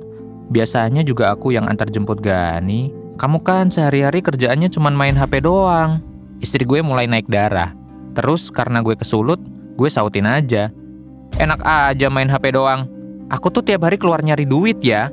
Buat makan kita, buat bayar sekolah Gani, dan keperluan kamu yang lain. Coba aja dulu kamu bisa lebih hemat ngatur duit lebih benar. Pasti sekarang kita masih punya tabungan. Di situ istri gue udah gak nyaut. Dia diem dan langsung masuk kamar sambil banting pintu. Gue yang masih ngerasa kesel akhirnya milih buat pergi keluar cari angin. Saat itu, gue ngerasa capek banget jadi suami, jadi bapak, jadi kepala keluarga. Seolah semua beban numpuk di pundak gue sendiri. Besok-besoknya setelah hari itu, gue jadi jarang ngobrol sama istri. Dia udah gak pernah lagi ngomelin gue kalau gue lagi banyak main HP. Main game, naruh semua barang sembarangan, atau sekedar gak ngasih kabar ketika di luar. Setiap gue pulang, anak gue pasti udah ditidurin sama istri gue. Makan malam dia masak cuman sekenanya. Gak ada lagi peluk atau cium kening waktu mau berangkat atau sepulang narik. Dia udah gak pernah lagi minta dana usaha jualan ke gue. Tapi jualannya tetap jalan. Bahkan lebih menghasilkan daripada gue yang setiap hari keluar buat narik. Lama-lama, gue ngerasa ada yang salah sama hubungan ini. Gue jadi ngerasa hampa. Anak gue jadi jauh dari gue. Rezeki gue makin seret. Rasanya susah banget dapat orderan. Sampai akhirnya, suatu hari gue sempat kecelakaan kecil. Motor gue agak rusak. Dan selama beberapa waktu gue nggak bisa narik dan ngapa-ngapain tanpa istri gue. Di situ gue sadar kalau ternyata gue tanpa istri gue tuh nggak bisa apa-apa. Gue butuh istri gue di segala kondisi. Akhirnya gue sama istri gue ngobrol lagi. Gue minta maaf karena udah berperilaku keterlaluan selama ini. Gue bilang, "Maaf ya sayang, selama ini aku suka ngomong kasar ke kamu, cuekin kamu. Bahkan kayaknya dari kemarin aku kurang perhatian sama kamu dan Gani." Terus gue peluk dia, dan dia juga maafin gue. Walaupun awalnya sempet ngedumel dulu sih sambil manyunin bibir kayak ikan lagi minum. Mom. Selama pemulihan, gue jadi lebih sering di rumah. Gue lihat sendiri gimana kerja kerasnya istri gue buka usaha. Ngurusin gue, ngurusin anak gue, dan lain hal sebagainya tuh sendirian. Gue bantu ajak main Gani kalau istri gue lagi sibuk yang lain. Kadang juga gue bantu dia beberes rumah dan ikut bantu jualan. Sering berjalannya waktu, gue mulai bisa balik bergerak kayak normal lagi. Hubungan gue sama anak gue juga jadi lebih dekat. Usaha istri gue mulai dikenal dan lumayan laku. Sampai dia punya beberapa orang buat jadi langganan catering kalau ada acara. Sembari bantu istri gue jualan, gue ngelamar kerja ke sana kemari. Emang nggak mudah awalnya. Apalagi dengan usia gue yang udah lumayan telat, pasti kalah saing sama yang muda-muda. Tapi gue nggak nyerah. Dan setiap gagal interview, gue perbaiki lagi isi lamaran gue, biar ngikutin kebutuhan perusahaan zaman sekarang. Sembari pelan-pelan, dengan uang yang disisihkan dari hasil jualan, gue sama istri bisa ikut course online untuk ngembangin usaha yang udah kita punya buat ngebangun brand sendiri. Sampai akhirnya di pertengahan tahun 2021, gue dan istri gue punya brand sendiri, dan jualan produk makanan di online shop. Emang belum terkenal-terkenal amat sih, tapi ternyata lumayan laku dan menghasilkan banget. Gue juga dapat channel kerja dari teman lama gue, yang kebetulan kerja di sebuah perusahaan swasta. Ya, singkat cerita, akhirnya gue dapat kerjaan yang penghasilannya lumayan. Dan istri gue juga jadi punya usaha yang bisa dia jalanin sendiri. Bahkan sekarang udah punya karyawan, walaupun masih 1-2 orang aja. Intinya sih dari cerita gue ini, gue cuma mau bilang, gak cuma istri atau suami aja yang capek di rumah tangga. Tapi masing-masing dari mereka punya porsinya sendiri-sendiri. Karena kalau saling adu nasib, alias saling membandingkan siapa yang lebih capek, nggak akan ada habisnya. Yang ada malah ribut terus. Yang jelas, pada akhirnya, gue sama istri sekarang jadi lebih seimbang soal pekerjaan rumah. Kadang gue bantu kerjaan rumah yang belum sempat dia pegang kalau gue lagi kosong. Gue juga ngasih dia waktu buat me time, kayak sekedar pergi senam bareng temen-temennya, atau ambil kelas taijutsu buat menyelamatkan dunia. Semua berakhir dengan baik. Gue seneng, dia seneng. Walaupun pasti ada aja pasang surutnya, tapi gue yakin kita bisa lewatin sama-sama. Cihuy. Udah segitu aja cerita dari gue. Sekarang mau pulang dulu. Kangen istri di rumah, lagi nungguin buat ibadah maljum. Icikiwir. Bye. 2024 bener-bener bikin gue banyak-banyak lulus dada deh. Kalau ditanya pencapaian apa yang bisa didapat setelah pergantian tahun, buat gue, keluarga gue masih utuh dan semua sehat adalah jawaban yang paling tepat. Hola, gue Boce. Sebelum masuk ke inti cerita, gue akan ceritain sedikit soal keluarga gue. Jadi, keluarga gue ini terdiri dari 6 orang, yaitu ada ayah, ibu, abang, gue, Mia, dan Bipin. Keadaan keluarga gue secara ekonomi bisa dibilang lumayan tercukupi. Thanks to ayah yang selalu kerja keras dari dulu. Sampai akhirnya hari ini, gue dan anggota keluarga yang lain bisa menikmati hasilnya. Tapi guys, hasil dari kerja keras ayah bukan cuma sekedar kenikmatan yang hari ini kita rasain aja, tapi juga sesuatu yang lebih mengerikan dari itu. Di tahun 2023 silam, ayah divonis gagal ginjal. Kata dokter sih, karena ayah kebanyakan gaya. Maksudnya, gaya hidupnya kurang bagus, pola makan jelek, tekanan darah yang gak stabil dan komplikasi. Sampai diabetes lah yang bikin ayah gue divonis demikian. Kita sekeluarga udah pasti sedih dong dengar berita ini. Karena kalau udah gagal ginjal, berarti ayah mesti cuci darah setiap minggu dong. Tapi karena kita semua optimis dengan kesembuhan ayah dan mau ayah selalu sama kita, akhirnya kita selalu gantian buat nemenin ayah cuci darah ke RS. Dan selalu siap siaga kalau ayah butuh sesuatu. Cerita bermula di pertengahan tahun 2024, di mana saat itu seharusnya ayah dan ibu berangkat ibadah haji. Tapi karena ayah nggak lolos tes kesehatan, akhirnya yang pergi ibadah cuma ibu. Selama di sana, semua baik-baik aja. Kita sering telepon dan call ibu buat nanya kabar di sana. Ibu kelihatannya happy banget sih, karena beliau emang udah lama kan mau menunaikan haji. Sampai akhirnya, ibu pulang ke tanah air dengan selamat. Beberapa hari berlalu setelah ibu pulang, ibu ngajak gue, Mia, Bipin, buat jalan-jalan. Ya, semacam girls time gitu lah. Nah, pada saat inilah ada yang janggal buat gue. Ibu jadi lebih sering angkat telepon, dan bahasa yang dia pakai juga agak beda sama bahasa yang biasa beliau pakai setiap hari. Kali ini bahasanya sedikit baku, dan gak cuman itu guys, ibu juga jadi lebih asik sama HP-nya. Nah, karena gue kepo nih, gue foto lah ibu dari samping yang lagi asik sama ponselnya. Dan ini yang bikin gue kaget. Di HP-nya ibu lagi asik chat sama laki-laki yang namanya Ahmad. Bukan chat biasa, tapi chatnya lumayan panjang. Dan ada panggilan sayang di chat itu. Gue bingung, tapi juga berusaha untuk kelihatan tenang di hadapan semuanya. Habis itu, gue langsung bikin grup chat bareng Abang dan Mia. Bipin sengaja gak gue invite karena dia masih sekolah kan. Takutnya malah ganggu fokusnya belajar. Di grup chat itu, gue share hasil foto tadi. Abang sama Mia sempat agak heboh dan kaget juga. Tapi kita semua masih berusaha berpikir positif dengan ini semua. Besokannya, gue minta tolong Mia buat cek HP ibu. Kita mau cari bukti dan cari tahu apa yang sebenarnya terjadi. Anjay, misi investigasi dimulai.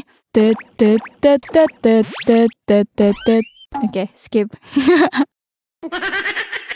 Tapi ternyata ngecek HP ibu nggak segampang itu, Bun. Ibu jadi nempel banget sama HP-nya. Udah kayak perangko. Tapi tenang, skill detektif Mia lebih jago dari Tom Cruise. Anjay. Suatu malam, Mia berhasil ambil HP ibu dan nge-login WhatsApp ibu ke laptop dia. Tapi, ternyata itu malah bikin suasana makin keruh dan kacau. Di WhatsApp ibu ternyata banyak banget chat sama laki-laki, termasuk sama si Ahmad itu. Tapi ternyata di chat itu emang Ahmad ini yang kelihatan ngejar-ngejar ibu. Tapi ibu nggak ngebales sayangnya Ahmad. Sampai akhirnya kita nemu chat ibu sama si Bowo. Chat ibu sama Bowo ini beda banget sama si Ahmad. Ibu kelihatan kayak lagi kasmaran. Mereka saling pakai panggilan sayang, Mas, dan Bunda. Chat mereka juga kelihatan kayak ABG yang baru pacaran. Ala-ala nanya udah makan atau belum, lagi ngapain, udah kayak apa belum. Kita ngerasa ini semua nggak wajar. Dan dari chatnya, si Bowo ini kelihatan banget pinter manipulasi dan playing victim. Dan yang jelas adalah penipu. Kenapa kita bilang penipu? Nah ini nih, ada chat bukti di mana waktu itu Bowo minta bantuan sejumlah uang ke ibu dengan alasan mau benerin mobil. Habis itu, dia bilang makasih dan ngasih pap foto dia sama mobil yang ceritanya udah dibenerin. Tapi guys, anjir lah. Fotonya tuh kelihatan banget editannya. Gila, ini sih ibu udah ketipu banget coy. Gue scroll lagi tuh chatnya demi tahu lebih banyak. Walau aslinya si Bowo ini pengen gue lempar ke kandang buaya. Setelah gue scroll, kayaknya ibu ini juga sempat agak curiga sama si Bowo ini. Ibu sempat nge-share video TikTok soal penipuan ke si Bowo. Ibu bilang, Mas, aku takut kalau ternyata semua yang aku harapkan selama ini itu pupus. Terus, tebak coba kata si Bowo apa? Dia malah balik nyalahin ibu dan bikin seolah-olah itu salah ibu karena nggak percaya sama dia. Dia bilang kayak gini, bagaimana bisa Bunda tidak percaya sama Mas? Padahal Bunda sudah dikenalkan pada ibunya Mas. Gue yang kayak, playing victim banget lo Buduk Zuma. Tapi yang bikin sebel lagi adalah ibu malah bales dengan minta maaf soal kelakuannya. Gue, Abang, Mia bener-bener speechless banget dan ilfeel. Kok bisa sih ibu kayak gini? Ayah gue masih hidup loh, dan dia bahkan lagi berjuang lawan penyakitnya. Padahal dulu ibu megang peranan penting selama ngerawat ayah. Tapi sekarang ibu bahkan kelihatan lebih cuek sama ayah.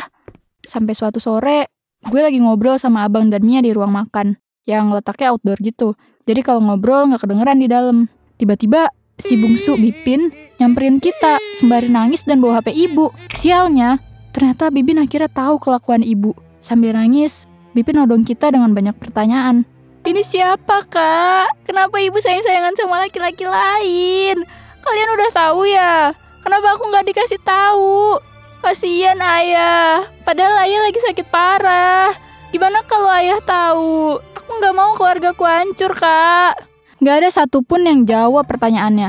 Kita semua cuma nangis dan saling berpelukan, berusaha saling nguatin satu sama lain. Dan sebisa mungkin nutupin cerita ini dari ayah. Kita nggak mau ayah tahu karena khawatir kesehatannya makin memburuk. Akhirnya, Abang, Mia, dan Bipin minta gue deketin ibu buat dapet penjelasan langsung. Abang nggak bisa banyak bantu karena harus nemenin ayah cuci darah dan check up ke RS. Sedangkan Mia lagi kuliah di luar kota. Terus Bipin lagi sekolah. Jadi mau nggak mau, gue pun setuju. Gue berusaha setenang mungkin menghadapi ibu dan membuka percakapan dengan ibu. Ibu masih sayang nggak sama ayah? Ibu capek ya ngurus ayah? Gue tanya kayak gitu. Terus ibu jawab, sayang dong. Enggak kok, itu kan udah kewajiban ibu. Emangnya kenapa? Pelan-pelan, gue jelasin semua temuan dan kejanggalan yang udah kita kumpulin. Cuma ibu bilang kalau gue ini sebenarnya salah paham dan semua temuan itu nggak bener. Gue terus nanya ke ibu selembut mungkin, biar ibu mau buka hati dan ngakuin semua perbuatannya.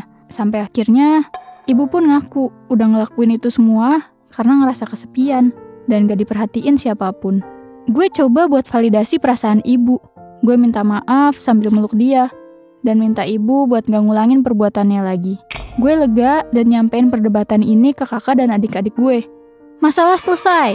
Tentu tidak. Perjalanan masih panjang, guys. Kalau lo kira skandal ibu cuma sampai sini, gue harap juga gitu. Tapi lagi-lagi, Bipin dan Mia mergokin ibu masih chat sama si Bowo. Bahkan teleponan dan minta video call. Gilanya lagi, ternyata ibu berulang kali transfer dengan jumlah yang menurut gue gede. Sekali transfer bisa sampai nominal jutaan. Ya gue kesel lah. Dan minta Mia buat nyimpen semua buktinya dulu. Sampai siang hari, waktu ayah lagi pergi keluar kota, dan kebetulan ibu, abang, dan gue lagi di rumah, si Bowo nelpon ibu. Untungnya waktu itu ibu lagi tidur. Jadi gue langsung ambil HP ibu, dan gue kasih ke abang. Sementara gue siap-siap buat rekam semua percakapan abang dan Bowo. Di situ abang debat panjang sama si Bowo. Sampai akhirnya si Bowo bilang, ibu lo tuh yang kegatelan. Anehnya, sepanjang perdebatan itu, ibu sama sekali gak kebangun. Padahal suara abang kenceng banget cuy. Lagi-lagi kita coba buat nyadarin ibu dan lepasin ibu dari belenggu si Bowo ini. Bahkan gue udah nunjukin video Bowo yang bilang kalau ibu kegatelan. Ibu cuma merenung. Dan lagi kita cuma saling minta maaf. Kita cuma pengen ibu berhenti berhubungan sama Bowo. Karena kita semua kesel, akhirnya segala hal yang berhubungan sama si Bowo ini gue blokir. Gue harap sih itu semua bisa buat ibu berhenti. Beberapa bulan berlalu, keluarga kita udah lebih tenang dan gak ada lagi drama ibu. Ibu juga gak nunjukin gelagat aneh, ataupun nyembunyiin sesuatu dari kita. Bahkan, yang gue senengin adalah ibu jadi lebih kelihatan peduli sama ayah. FYI, jadwal keluarga kita ketika weekend adalah jalan-jalan keluar kota, sembari berkunjung dan ngontrol bisnis ayah. Suatu hari, gue, suami gue, ibu, dan ayah ngelakuin kegiatan weekend kayak biasa. Kita sempat istirahat bentar di Indo April buat belanja cemilan tuh. Nah, di situ ibu nunjukin gelagat aneh lagi. Ibu lagi-lagi sibuk sendiri sama ponselnya. Dan kayak lagi ngetik sesuatu gitu. Gue udah trust isu parah. Ngedeket lah gue, berusaha buat ngintip. Tapi sama ibu HP-nya malah di-lock. Jadi gue gak bisa ngeliat apa-apa. Gue curiga dong. Gue mulai ngerasa ada sesuatu yang gak beres lagi nih. Ibu nyembunyiin sesuatu lagi nih pasti. Akhirnya gue modus aja tuh. Ceritanya gue pura-pura mau minjem hotspot ibu karena kuota internet gue habis. Terus gue bawa keluar lah tuh HP-nya. Waktu itu, ibu lagi teleponan sama orang yang ngaku sebagai ibunya si Bowo. Dan ngeyakinin ibu supaya ibu mau minjemin uangnya. Terus, gak cuman itu. WhatsApp yang ngaku dari pihak kepolisian itu menekan ibu buat segera ngebantu Bowo. Atau Bowo nggak jadi nih dimutasi. Gue coba gali lagi tuh bukti-bukti dari HP ibu. Dan gue nemuin KTA palsu Bowo. Foto editan dia megang piagam dengan polisi lain. Dan masih banyak foto editan lainnya. Karena udah terlanjur, dan gue khawatir semakin jauh, gue sekalian aja lah tuh cek semua M-Banking ibu. Tiba-tiba ibu mau ngerebut HP-nya dari gue. Untung gue jago silat. Sat, anjay. Salto lah gue biar HP-nya masih di tangan gue. Yeeha! Ibu bener-bener berusaha buat ngerebut HP-nya dari gue. Dia kelihatan banget paniknya. Kita cekcok lumayan hebat. Sampai akhirnya dipisahin sama suami gue. Untung aja HP-nya masih ada di tangan gue. Semua riwayat M-Banking gue kumpulin. Dan disinilah semuanya kebuka. Ternyata nominal yang ibu transfer nggak cuma jutaan, tapi belasan juta sampai puluhan juta. Yang kalau ditotal semua nih jumlahnya bisa lebih dari 100 juta, anjir. Kayak biasa nih, setelah ketahuan kayak gitu, ibu baru deh nyesel dan minta maaf. Kali ini alasan ibu masih kontakan sama Bowo adalah nunggu dan berharap dia bayar utangnya dengan jaminan kebun miliknya. Menurut gue, itu sama sekali nggak masuk akal, coy. Karena ketemu aja nggak pernah. Ngasih KTP aja enggak. KTA juga editan. Jangankan kalian, gue aja murka sama kelakuan ibu yang bener-bener sok polos pas ketahuan. Tapi giliran sama penipu ini, dia sampai ngebohongin anaknya. Gue bener-bener makin trust isu sama ibu. Begitupun kakak dan adik gue. Gue bahkan udah kasih tahu adik-adiknya ibu. Bahkan nenek gue juga tahu meskipun udah pikun. Hal ini udah berulang kali terjadi. Ibu juga udah berkali-kali janji buat gak kontakan sama si penipu. Kalau kata abang, kayaknya si Bowo ini pinter ngasih makan egonya ibu. Semua love language ibu dia penuhin. Makanya ibu jadi lengket terus. Dan kita sebagai anaknya harus sabar ngasih tahu ibu. Lagian mau dilaporin ke polisi pun kayaknya nggak bisa deh. Karena ibu gue susah diajak kerja sama. Dan malu kalau dia ketahuan selingkuh. Ibu juga transfer sukarela atas kehendaknya sendiri. Beberapa bulan berlalu. Ibu sekarang udah balik lagi jadi sosok ibu yang kita kenal sebelumnya. Kita jadi sedikit lebih tenang ngeliat situasi sekarang. Apalagi kesehatan ayah pun berangsur membaik. Sampai suatu hari, waktu gue lagi kerja, gak biasanya nih, adeknya ibu, sebut aja Paman Radit, tiba-tiba nelpon gue. Paman Radit ini ngasih gue kabar. Katanya ibu mau minjem uang ke beliau. Jeder, apalagi nih, alah. Baru juga adem ayem kemarin, tiba-tiba ada pergerakan aneh lagi. Paman ngerasa curiga dong, karena hal kayak gini bener-bener gak kayak biasanya. Paman juga bilang, dia langsung keinget sama skandal ibu beberapa bulan ke belakang. Gak lama dari kejadian itu, Bipin mergokin ibu yang kelihatan gelisah dan fokus banget nih sama ponselnya. Lagi-lagi sibuk banget sama HP. Kita yang udah sering ngeliat gelagat ibu yang aneh, jadinya mulai was-was lah. Ini pasti ada apa-apa nih. Bipin akhirnya ngambil HP ibu tuh, dan langsung lari ke kamar abang. Setelah abang, gue, Bipin, dan Mia kumpul, kita langsung interogasi ibu. Nah, kali ini, yang kita temuin bukan Bowo lagi nih. Masalah baru, guys. Bejir lah. Nambah aja terus tuh masalah, anjir. Yang kita temuin sekarang ini adalah grup chat yang mengatasnamakan konsultan yang bisa menuntaskan permasalahan pinjaman online. Nah, dari chat tersebut juga akhirnya ngarahin kita ke orang bernama Renggi. Episode baru nih, guys. Kata gue sih lo pada berlangganan sekalian aja ke GPC biar ke Netflix sekalian. Anjay, promosi sekalian. Gak kelar-kelar cerita gue, capek bener. Kali ini lebih bajingan. Kita bener-bener kesel, marah, dan pengen murka rasanya. Bayangin aja, kita udah nutupin kesalahan ibu dari ayah. Kita juga udah dampingin ibu biar gak terjerumus ke jeratan si Bowo kocak itu lagi. Tapi ternyata ibu terjerat permasalahan pinjaman online dari beberapa aplikasi sekaligus. Dan grup konsultan itu cuma penipu yang manfaatin kepanikan ibu karena terjerat pinjaman online. Awalnya ibu ngaku kalau dia ketipu investasi saham yang berasal dari grup Telegram. Karena kita nggak begitu percaya, kita langsung telusuri lebih lanjut lah. Ternyata semua pinjaman online itu ibu transfer lagi ke orang yang namanya Renggi. Ibu bilang dia kenal Renggi dari medsos. Dan ibu coba beraniin diri buat investasi kayu ke Renggi. Kita pikir semua itu masih agak aneh. Karena kalau investasi, Masa iya bisa sampai ke pinjaman online gitu sih? Usut punya usut. Akhirnya, kita temuin percakapan Renggi dan ibu di akun TikTok. Setelah perdebatan panjang dan penuh dengan air mata kekecewaan kita, juga mungkin air mata bersalahnya ibu, ternyata ibu mengalami revenge porn. Dan Renggi ini selalu mengancam ibu buat nyebarin aibnya kalau ibu nggak ngirim uang ke dia. Wah, kata gue teh, ada-ada aja nih kelakuannya emak gue, ya Allah. Capek bener gue. Oke, gini. Kita urutin satu-satu ceritanya. Jadi, setelah kasus Bowo, semua uang tabungan ibu ada di gue. Dan ibu cuman pegang uang gajinya aja. Mungkin setelah semua uang ibu ludes, si Renggi, pelaku revenge porn ini terus maksa ibu buat transfer. Bahkan sampai nyuruh ibu buat pinjam uang ke siapapun. Gue berusaha ngerti sih, ibu pasti takut sama ancaman si Renggi ini. Jadilah beliau mengesampingkan rasa malunya buat minjem uang ke beberapa orang di keluarga. Bahkan sampai ke aplikasi pinjaman online.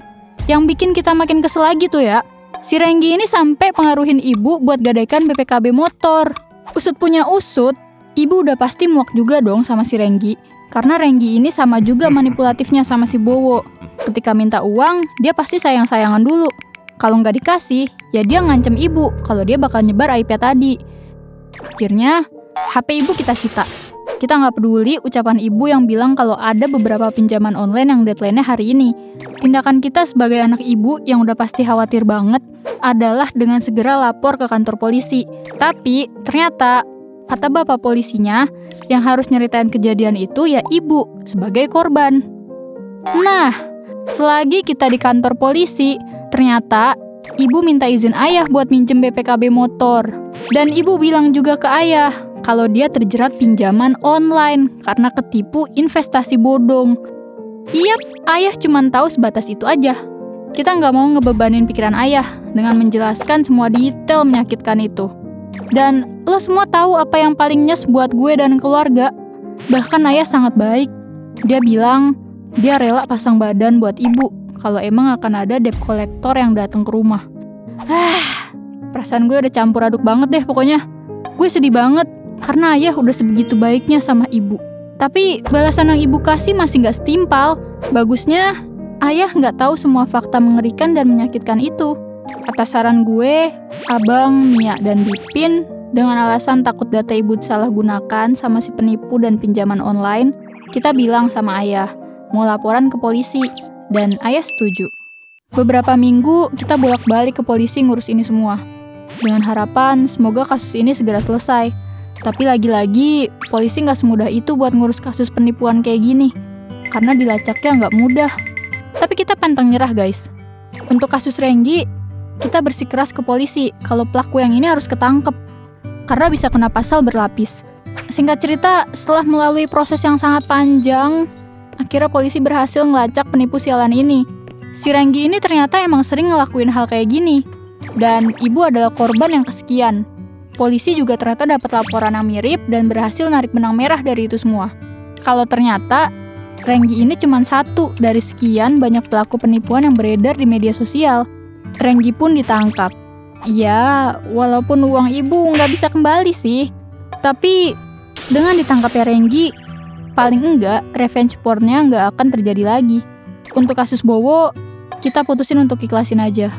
Karena bingung juga, mau gimana juga lapornya. Ya, pokoknya sampai semua masalah ini selesai, ayah cuma tahu masalah ibu yang kena tipu karena investasi bodong doang. Bahkan sampai kisah ini tayang pun, ayah kayaknya nggak tahu detail ceritanya. Hubungan gue, Abang, Mia, dan Bipin, juga ibu, emang gak seharmonis dulu. Tapi kita semua berusaha buat ngebangun rasa percaya lagi satu sama lain. Demi kesehatan ayah dan bikin ayah tenang. Rasa hormat kita ke ibu mungkin berkurang. Tapi itu bukan jadi alasan kita untuk semena-mena sama ibu. Kita udah memaafkan beliau dengan catatan, kalau sekali lagi hal serupa atau bahkan hal buruk lain kejadian, kita mungkin akan lepas tangan. Gue capek banget sejujurnya ceritain ini. Tapi makasih banyak udah dengerin cerita gue ya. Semoga kalian semua yang dengerin ini punya hubungan yang baik sama keluarga dan selalu sehat. Buat teman-teman yang lagi ngalamin hal melelahkan di dunia, semoga dikuatkan. Pelan-pelan dan satu-satu aja jalaninnya. Semua pasti akan berlalu kok. Cuma emang kadang bikin tantrum aja. Wah,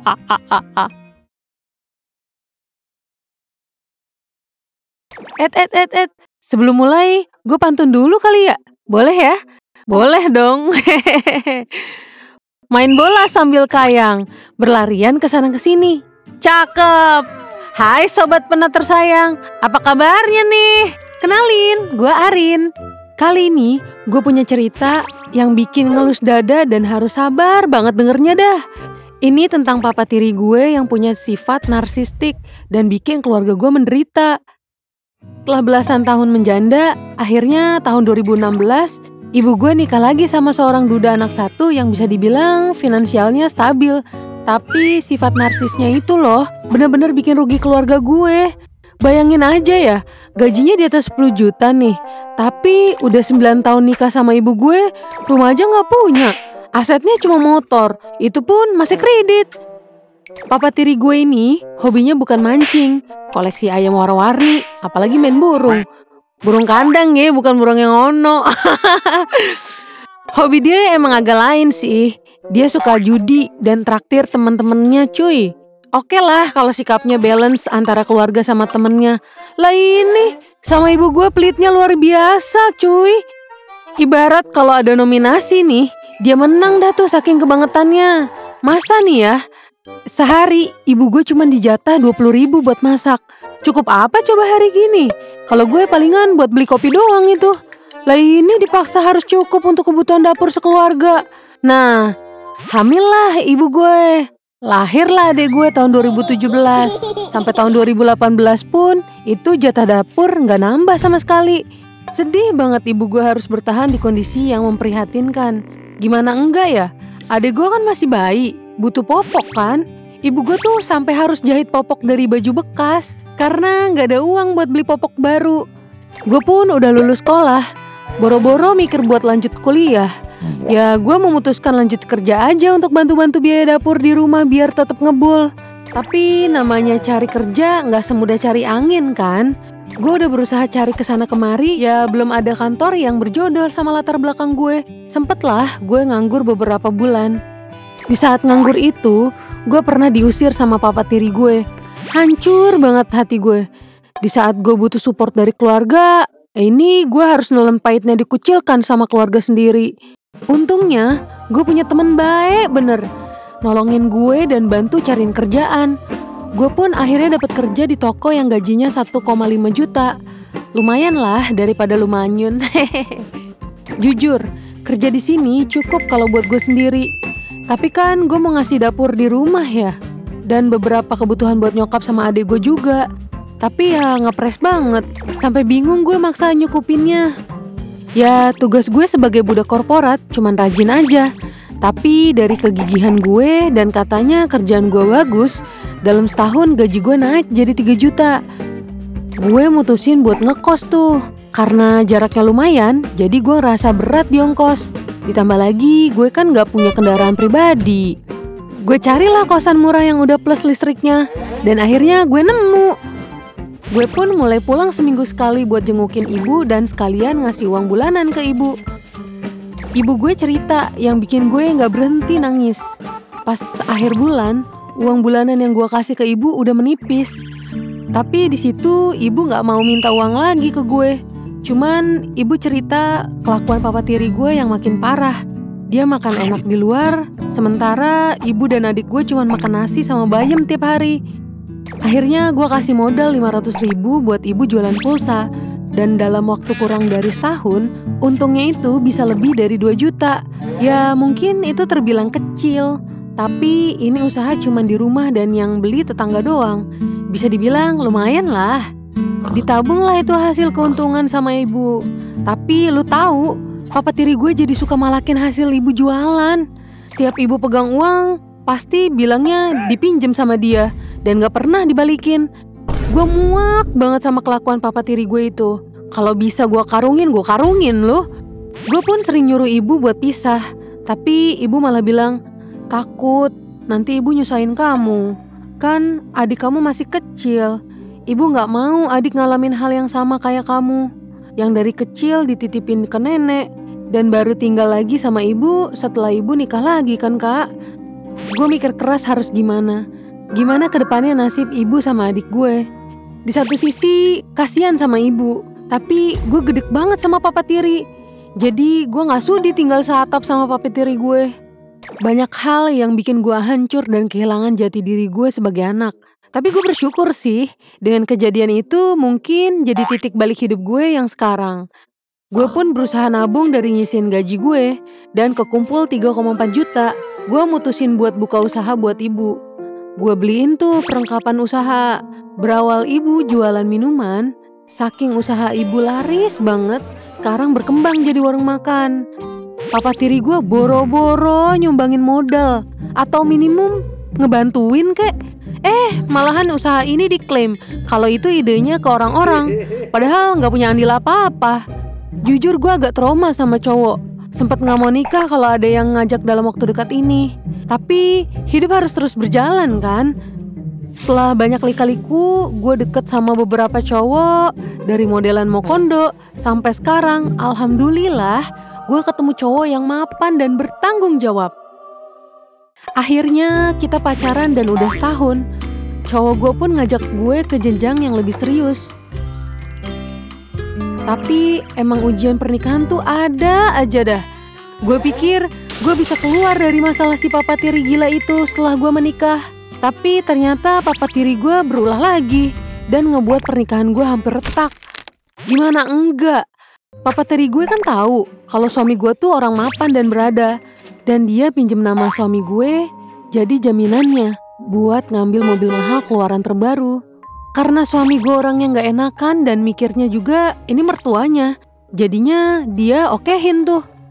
Jujur, awalnya gue ragu banget. Tapi gue mikir, wah papa mungkin lagi ada rezeki nih buat upgrade kehidupannya.